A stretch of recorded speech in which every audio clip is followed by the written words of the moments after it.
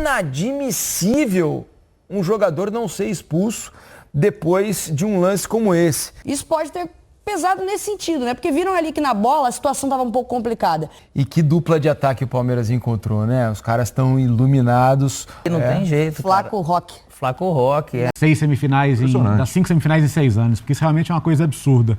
Tem que olhar, assim, com confiança, porque ele é melhor que a LDU e ele é melhor que o São Paulo. Ganha em confiança e aí a gente está vendo uma reconstrução de uma equipe que pode ganhar muitos títulos. Rapaziada, o Palmeiras está classificado para a semifinal da Libertadores. Palmeiras mostra a sua força, mostra que é gigante e muito cascudo, principalmente em Libertadores. Falou Libertadores, falou Palmeiras, pessoal. E vocês vão conferir nesse vídeo a reação da mídia esportiva Brasil afora a respeito desse jogo aí. Palmeiras 3, River 1, Allianz Parque pulsando.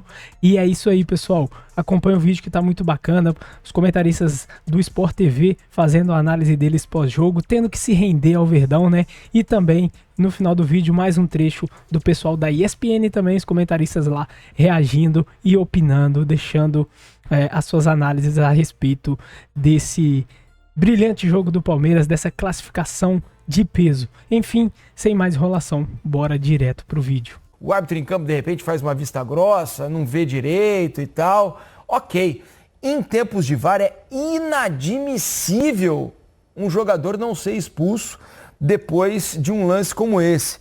E ainda vimos os jogadores do River indo ao final do jogo protestar veementemente contra a arbitragem. Futebol sul-americano, né, é uma maluquice difícil de entender, né, Beli? Assim, foi um jogo nervoso, né? Foi um jogo tenso, foi um jogo onde o River começou melhor, depois o Palmeiras parece ter assumido mais o controle da situação, mas a gente sabe que nesse tipo de partida, né, são 90 minutos, qualquer coisa pode acontecer, uma expulsão aqui, um cartão amarelo ali, podem condicionar o resto do jogo.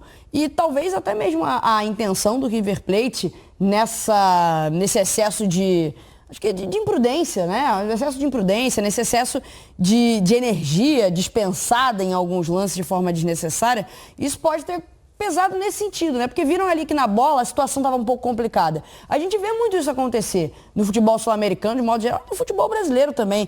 Quando a situação na bola, no jogo jogado, ela não se mostra favorável a um dos lados, a tendência é que o lado que está se vendo numa situação um pouco mais perigosa, um pouco mais desconfortável, tente que zumbar o jogo, né? Tente amarrar o jogo, tente mexer com os ânimos. Eu acho que a ideia do River acabou sendo essa.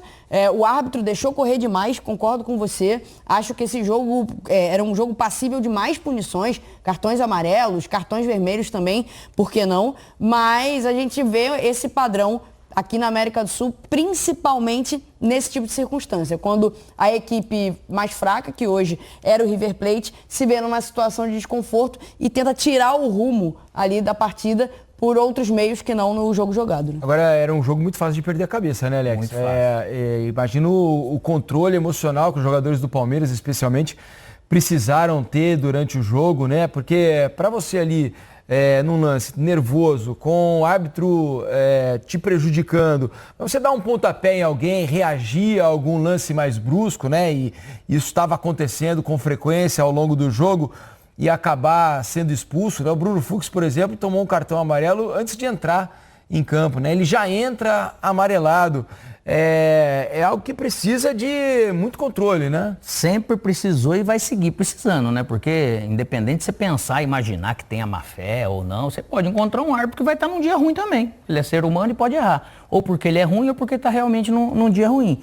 E a gente vive uma gangorra muito grande, né, da arbitragem, né? Que às vezes vai tudo muito certo, e às vezes vai tudo muito errado, e não é só aqui no Brasil, né? Então isso... Normalmente mais errado do que certo, né, Alex?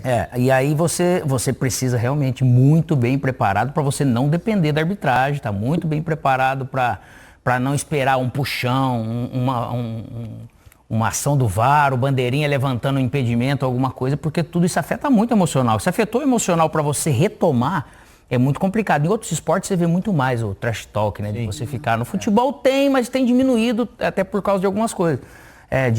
De câmeras e tudo. Então você tem que estar bem atento, porque o jogo desse jeito Quando um time que é inferior tem dificuldade para construir ou reconstruir igual o River, isso vai te incomodando, cara. Durante 45 minutos esteve no controle do River, né? Então acho que o River, ao passo que o River tornou o jogo do Palmeiras nervoso nos 45 minutos iniciais, o Palmeiras conseguiu tomar esse controle e jogar o nervosismo pro lado de lá. A arbitragem boa. Tem muito pelo gol, né, velho? No comecinho do segundo tempo, o gol do Palmeiras deu uma acalmada no nada time, que né, um gol...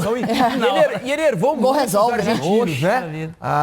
Os argentinos não conseguiram recuperar o controle do jogo mais em nenhum momento na segunda parte. Por outro lado, o gol do River tornou o jogo do Palmeiras muito nervoso também. Um gol marcado no começo do jogo. Então, assim, o veneno que bateu lá, bateu cá, né? Agora, a arbitragem boa é a arbitragem que a gente não precisa falar sobre.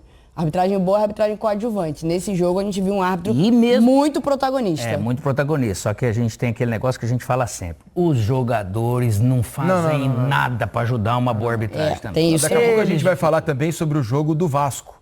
Né? O Vasco venceu o Bahia por 3-1 pelo Campeonato Brasileiro com uma arbitragem péssima. Péssima. Então foi uma noite terrível para os árbitros, tanto no Campeonato Brasileiro quanto na Libertadores. Agora, queria falar sobre algo que acho que é impressionante nesse time do Palmeiras, que é a resiliência, né? Porque esse time, num mau momento, como foi o primeiro tempo do Palmeiras foi ruim, foi difícil. Eu acho que ali, o palmeirense que estava no estádio, os próprios jogadores dentro de campo, imaginam que tenham sentido que a classificação tivesse ameaçada, né? Porque naquela altura o confronto estava empatado, né? Com a vitória parcial do River pelo placar de 1-0, as coisas não andavam para o Palmeiras dentro do jogo, mas o Palmeiras conseguiu se reerguer no segundo tempo, emocionalmente voltar para o jogo, e aí sim, mesmo igualando na disposição, né, na briga, na intensidade do jogo, conseguiu fazer com que a estratégia do Abel na segunda etapa e a qualidade técnica superior do Palmeiras prevalecessem sobre o time argentino, que correu muito hoje. Correu, foi valente, acho que competiu bem o River, né? Assim, até valorizou bem, acho que a passagem do Palmeiras. Acho que foi isso, acho que mais ou menos por aí. Competiu bem, não tô falando aqui dos momentos de cabeça perdida, não, né? Porque realmente foi um River bem nervoso. Mas foi um River que conseguiu, de certa forma, tirar um pouco o Palmeiras do eixo. É difícil você tirar o Palmeiras do eixo por 90 minutos. Mas durante 45 minutos, o River conseguiu desestabilizar a equipe do Abel Ferreira. E aí, trazendo até uma curiosidade, né? Porque o Abel Ferreira, ele mexe 5 vezes e ele coloca os mesmos 5 jogadores que ele coloca no primeiro jogo. Né? Ele coloca Alan, Emiliano Martínez, Veiga, Fux e Facundo Torres. No primeiro jogo e no segundo. Não repete as substituições, mas repete os jogadores que entram. Isso mostra também a confiança que o técnico português e o conhecimento... terminou mal o jogo, esse aqui deu o efeito... Exato. O conhecimento que ele tem em cima desse elenco. Nesse caso, né, ele acaba perdendo o Gustavo Gomes por uma contusão. Né? Aparentemente um problema na vista, né, numa dividida com um jogador do River, né, ele acaba pedindo a substituição, e aí o Fux acaba entrando no lugar do Gomes, que não é normal o Gomes sair, né? Tava bem no jogo, como, aliás, quase sempre é. Né? Ele tomando cartão lá no início, fica sob risco. E foi a falta que gerou o gol do River Plate. O Gustavo Gomes faz a falta que gera o gol da equipe do River Plate. Agora, o que vocês acham que deu errado na escalação, né? No primeiro tempo do Palmeiras? Porque eu, pelo menos, senti o Palmeiras muito distante, jogadores distantes dentro do campo, não houve muita aproximação, troca de passes, muitos erros técnicos, muitas vezes forçados, até pela marcação muito próxima, né, do River. Achei que o Palmeiras conseguiu pouco ter a bola numa zona onde ele fica mais confortável. Achei que o Andréas Pereira e o Felipe Anderson participando muito pouco, muito abertos. E achei que o meio-campo do Palmeiras ficou pouco povoado. Por que você acha, Alex, que o primeiro tempo foi tão difícil? É claro que o gol complica, né? Um gol de saída transforma o ambiente e às vezes o que você planejou para início de jogo já precisa ser alterado. Mas o primeiro tempo do Palmeiras foi de muita dificuldade. Emocionalmente ele já toma um susto ali. Realmente você já vem aquele medo, né, de perder, que ele é natural também, né? Só que foi passando o tempo, o encaixe dessa marcação por essas beiradas, justamente com esses jogadores e os dois atacantes, o River ele deixava realmente como se fosse de mano. Então, muitas das vezes que o Flaco saía para flutuar, o atacante vinha com ele. Se ele não fosse ganhar a bola, ele fazia falta. Então ele foi muito efetivo, o River, nesse sentido.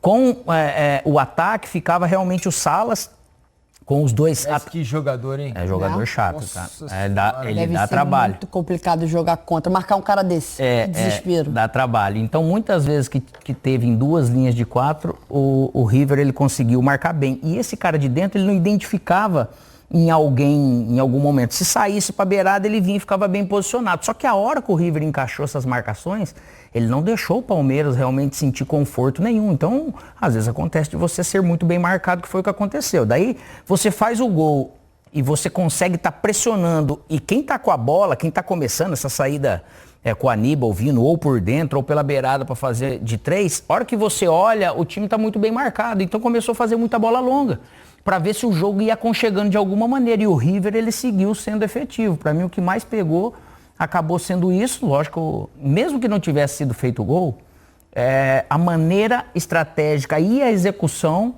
defensiva sem a bola do River foi o que tirou qualquer conforto do Palmeiras para gerar algo que o Palmeiras de repente não estava nem esperando. E ele não conseguiu se reencontrar, porque às vezes vai passando, você muda a coisa, você ganha um duelo aqui, mas o Palmeiras não ganhou quase nenhum duelo. E eu estava imaginando, né? A gente conversava ontem aqui, eu, você e Mansur, Alex, sobre qual talvez fosse a estratégia do Abel para início, né? Porque ele começa o jogo ganhando, né? Ele tem a vantagem. Se acabasse 0-0, ele se classificaria. Mas tendo em vista o que aconteceu na Argentina, a pressão muito forte desde o início na saída de bola do River, sufocando, o River quase não conseguia passar do meio campo, eu pensei, imagino que ele vai tentar fazer algo parecido, aproveitando, né, do ambiente, mais de 40 mil pessoas no Allianz Parque, vai tentar pressionar muito, tirar o conforto do River para, quem sabe, resolver o jogo já com um gol no começo. Mas em nenhum momento o Palmeiras conseguiu fazer isso no primeiro tempo, né? Não, muito mérito do River, que conseguiu, de certa forma, neutralizar essa construção do Palmeiras, né? O Palmeiras, ele é um time muito qualificado do goleiro ao atacante, né? Impressionante como tem jogadores importantes e jogadores decisivos em todas as posições. Mas o River Plate, vou dar mais o mérito para o River Plate do que demérito para o Palmeiras. Acho que a ideia do Palmeiras era fazer algo parecido com o que fez no primeiro jogo. Mas o River Plate, povoando um pouco mais aquele meio de campo, acabou fechando muito, bloqueando muito a porta na frente desse momento ali, dessa fase do campo, que é tão importante para o Palmeiras, que é esse meio, né? O Palmeiras, ele tem jogadores de mobilidade, ele tem jogadores que sabem abrir espaço, só que nessa insistência da equipe do Palmeiras em utilizar o meio de campo, o River Plate se viu até um pouco mais confortável, porque o River Plate consegue bloquear o meio de campo e meio que força o Palmeiras a jogar o jogo um pouco mais para os lados. E aí, acho que tem muito mérito do Galhardo em ter até mesmo mudado a escalação e o esquema tático, né? Porque no primeiro jogo o Galhardo opta ali por começar com 3 zagueiros e agora muda para uma espécie de 4-4-2 ou um 4-4-1, o Nacho e o Salas fazendo muita pressão na saída de bola do Palmeiras. Então, assim, foi um jogo, um primeiro tempo bom do River e um primeiro tempo ruim do Palmeiras. Acho que o Galhardo tem muito mérito nessa leitura de jogo, na forma como ele conseguiu incomodar a equipe do Palmeiras sem bola e com bola. E que dupla de ataque o Palmeiras encontrou, né? Os caras estão iluminados. O Vitor Roque faz gol, acho até que ele poderia ter feito gol na cabeçada, né? Ele erra, acaba cabeceando meio que em cima do Armani, o Armani rebate mal e ele aproveita o rebote. Mas vejam só, 8º gol do Vitor Roque nas últimas 10 partidas, fora as assistências. E o Flaco também se fazendo fundamental, né? Uma girada espetacular em cima do zagueiro argentino, e aí contou um pouco de sorte, mas a qualidade na batida, um leve desvio, a bola vai morrer no fundo da rede. Essa dupla tá infernal, né, Alex? O que eles têm brigado, o que eles têm conseguido se entender. Houve também um lance em que o Flaco coloca uma bola para o Vitor Roque, né, dentro da área, a bola corre um pouquinho mais, o Vitor acaba ficando com pouco ângulo para bater, mas ainda assim ele bate cruzado e o Armani faz a defesa. Tem sido um ponto fortíssimo deu essa match, dupla. Né? Deu match. A química casamento ali dos dois. Filho, deu namoro ali, não tem jeito. Flaco Roque. Flaco Roque. Primeira coisa, reforçar esse número que o Jean trouxe das 5 semifinais em 6 anos, porque isso realmente é uma coisa absurda.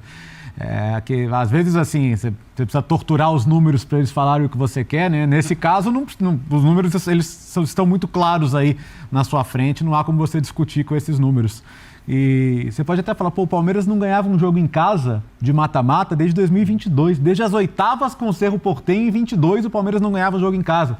Teve empate com o Atlético depois de ganhar fora, empate com o Atlético, vitória nos pênaltis, teve aqueles empates porque o jogo já estava decidido, né? Com o Pereira, com o Universitário, teve eliminação com o Atlético Paranaense, eliminação com o Boca, então teve um monte de jogo, um monte de empate aí desses jogos, e agora o Palmeiras volta a vencer um jogo em casa de mata-mata num momento super importante, né? E numa situação desafiadora, porque acho que a gente falou aqui semana passada o que pode transformar esse confronto e por que a gente tem que respeitar muito o perigo desse confronto.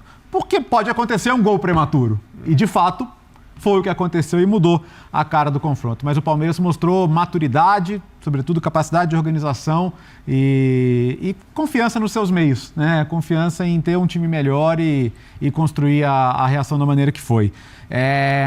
Tem que olhar, sim, com confiança, porque ele é melhor que a LDU e ele é melhor que o São Paulo. Mas, de um lado, Palmeiras e São Paulo, cara, clássico em semifinal.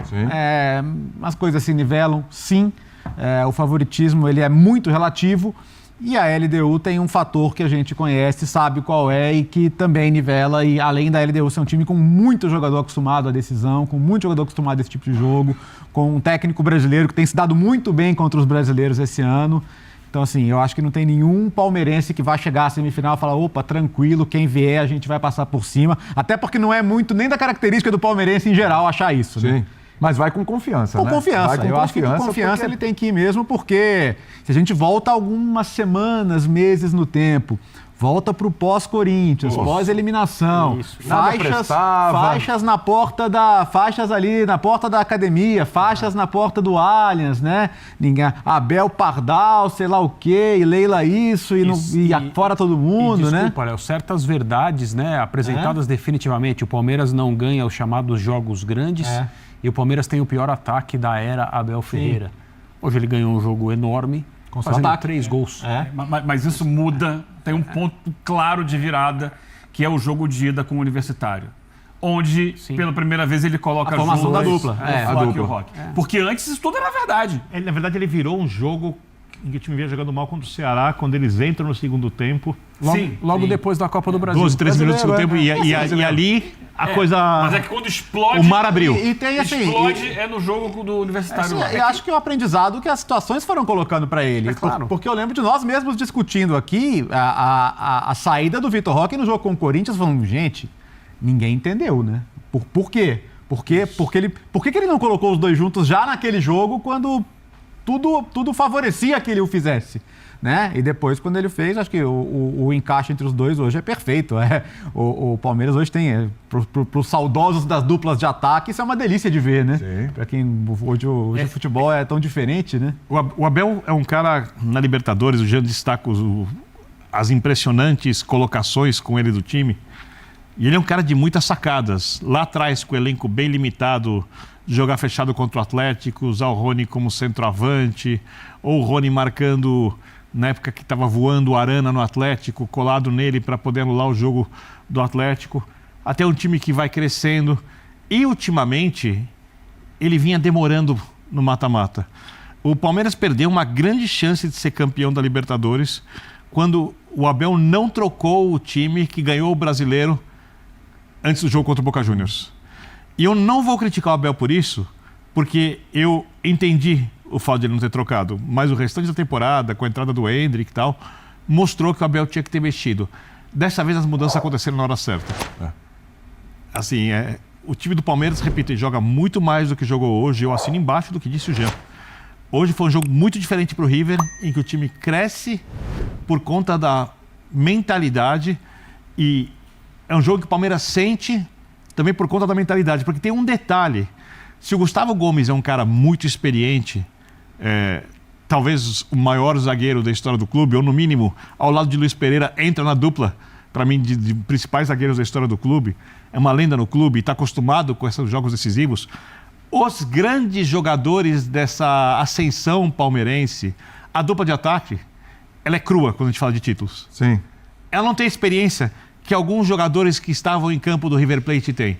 E quando o time toma o gol, como os volantes do Palmeiras são bons jogadores, como o próprio Andréas Pereira, que é um cara com muita rodagem, testado e aprovado no nível mais alto do futebol, não tem experiências vitoriosas ainda como referências nesse tipo de jogo. E ficou muito claro que eles sentiram hoje.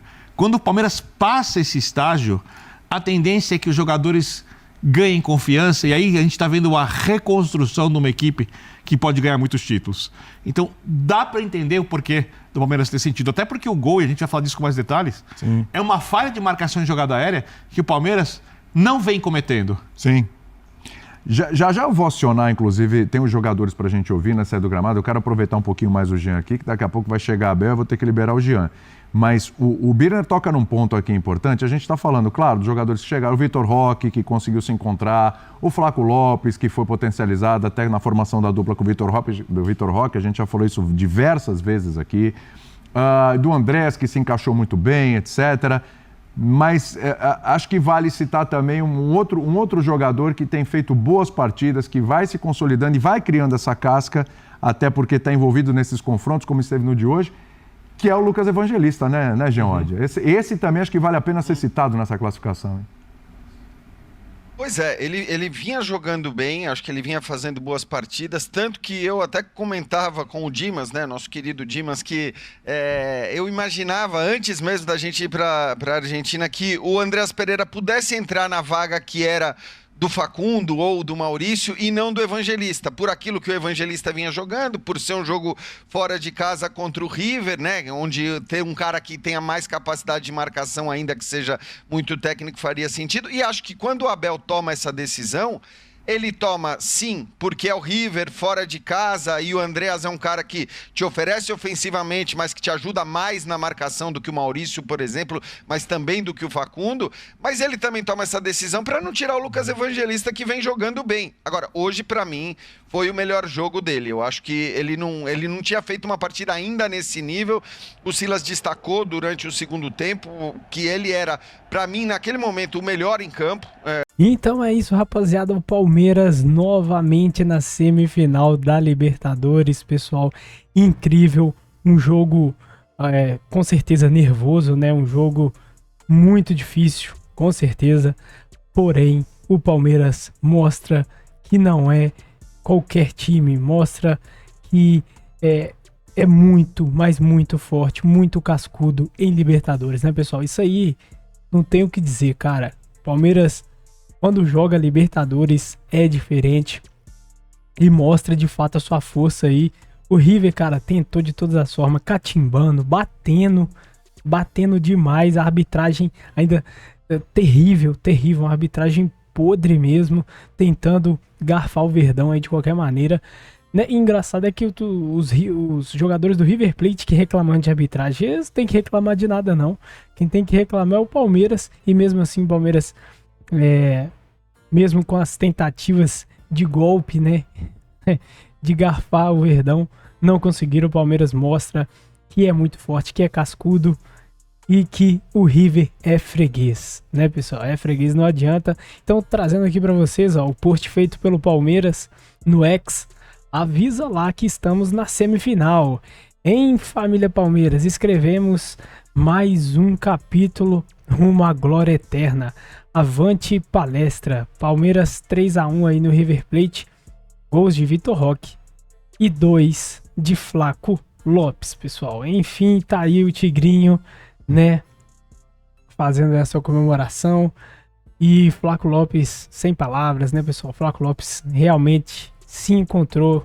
Acho que não tem aquela questão de é cedo pra falar. Não, acho que não, cara. O Flaco se encontrou no Palmeiras, se encontrou, tá jogando fino da bola, marcando gols, juntamente com o Vitor Roque, os dois, assim, grandíssima fase. Ok que na primeira etapa não existiu muito o Palmeiras, né? O River foi muito bem, né? Querendo ou não, tem que falar a verdade, né, pessoal? O River, querendo ou não, deu uma anulada ali no Palmeiras, porém, depois, ao final do jogo aí, né?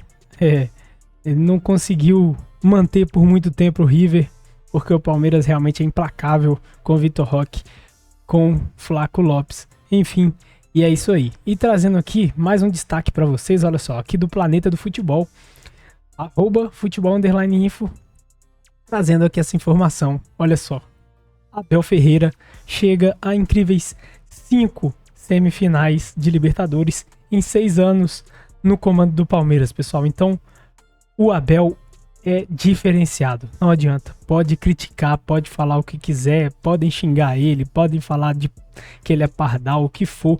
O cara vence e vence, mano. Não tem como. É histórico. Tá marcado realmente na história essa passagem do Abel pelo Palmeiras. Com certeza, quando ele sair, cara, vai fazer muita falta, porque o Abel é diferenciado demais. Então tá aí 5 semifinais do Abel em 6 anos de Libertadores, em 6 anos de Palmeiras, né? Enfim, mas é isso. O que você achou do jogo do Palmeiras? Quais que são os seus destaques, as suas opiniões sobre o jogo? Deixa aqui no campo dos comentários, bora debater, beleza? Se curtiu o vídeo, não esquece, deixa o like para fortalecer o canal. Seu like é importante, ajuda muito. Então dá essa moral aí. Se você for novo por aqui, se inscreve, ativa o sininho das notificações para você estar sempre recebendo os vídeos novos aqui do canal e estar sempre por dentro de tudo que acontece com o Verdão, belezinha? Bom, então é isso aí, agora eu vou ficando por aqui, um grande abraço, até o próximo vídeo, é o Porco, é nóis, fui!